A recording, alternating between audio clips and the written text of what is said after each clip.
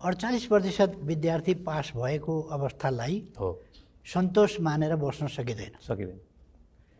त्यसमा मुख्य रूपमा शिक्षकहरू सजग हुनैपर्छ। हामी कस्तो पढाइराखेका छौँ, हामी ज्ञान सम्प्रेषण कसरी गरिराखेका छौँ, विद्यार्थीले बुझ्यो कि बुझेन, पढाउने ड्युटी मात्रै पुरा गर्दैछौँ कि पढाउँदैछौँ। हामीले पढाएको विद्यार्थी पास हुनुपर्छ पर्दैन?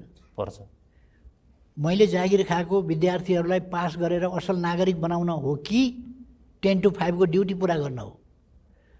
मैले अलिकति शिक्षक साथीहरूलाई सचेत गराएको हुँ।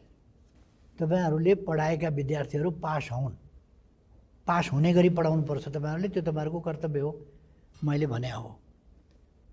यो पनि एउटा विरोध गर्ने ठाउँ हुन्छ कि क्या हो? एउटा जिल्लामा म जाँदा 4 जना विद्यार्थी 16 जना शिक्षकको दरबन्दी छँदै थियो। यो स्थितिबाट शिक्षा अगाडि बढ्दैन।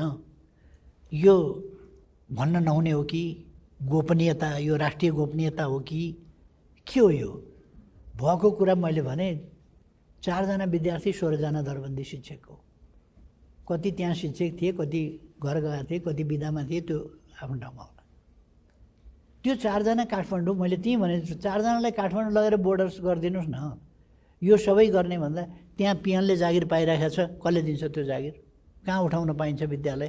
भनेको विद्यार्थी पढाउनका लागि होइन, त्यहाँ अरू प्रयोजनका लागि त्यो विद्यालयको अस्तित्व छ भने यो त शिक्षाका लागि त होइन, शिक्षाको वृद्धिको लागि त होइन।